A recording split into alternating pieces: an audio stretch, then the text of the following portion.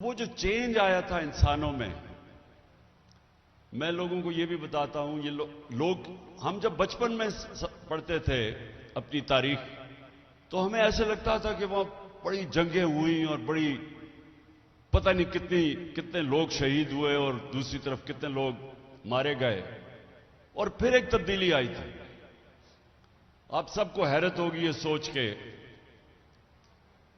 کہ 622 اور 632 کے درمیان 10 سالوں میں، ان 10 سالوں میں جو ٹوٹل لوگ جنگوں میں مرے تھے دونوں طرف، وہ 12 یا 1300 تھے۔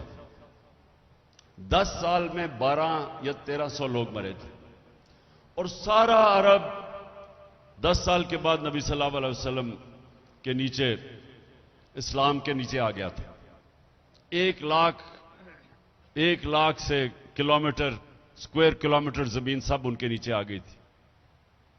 تو یہ سمجھنے کی بات ہے کہ یہ کوئی تلوار کے زور سے دین نہیں پھیلا تھا۔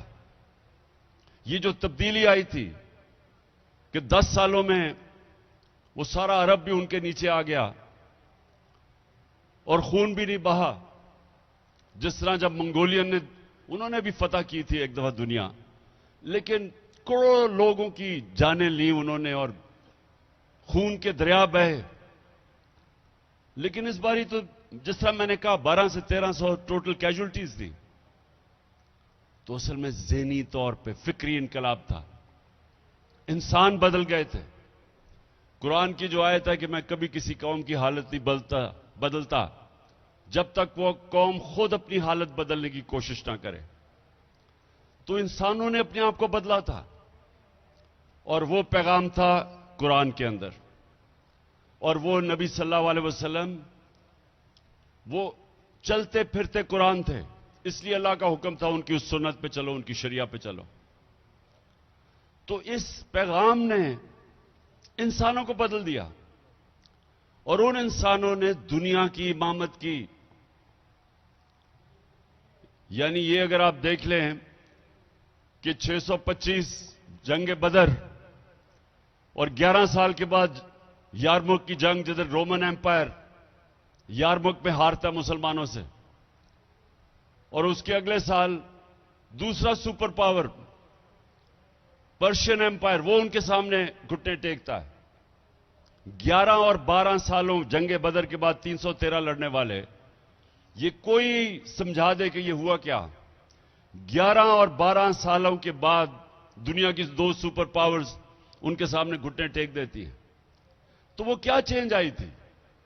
مجھے افسوس سے کہنا پڑتا ہے، میں نے یہ میں اتنے چھوٹا سا تھا جب میرے والد مجھے لے جاتے تھے جمعہ کے خطبے پہ، میں نے کبھی کسی کو یہ بتاتے نہیں سنا کہ یہ کیا ہوا تھا۔ اور میں نے اپنے اسکالرز جو ہیں، جو مسلمان اسکالرز ہیں، میں نے ان میں کبھی نہیں دیکھا کہ اس کے اوپر کوئی اس کو ریسرچ کرے کہ کیا چینج آیا تھا، یہ کیسے ہوا تھا، کیونکہ اس کی کوئی ایکسپلین بیان نہیں کر سکتا، کوئی نہیں بتا سکتا کہ یہ کیا ہوا تھا۔ اصل میں ہوا تھا، ایک پیغام آیا، اور نبی صلی اللہ علیہ وسلم نے اس پیغام کے ذریعے انسانوں کو آزاد کر دیا۔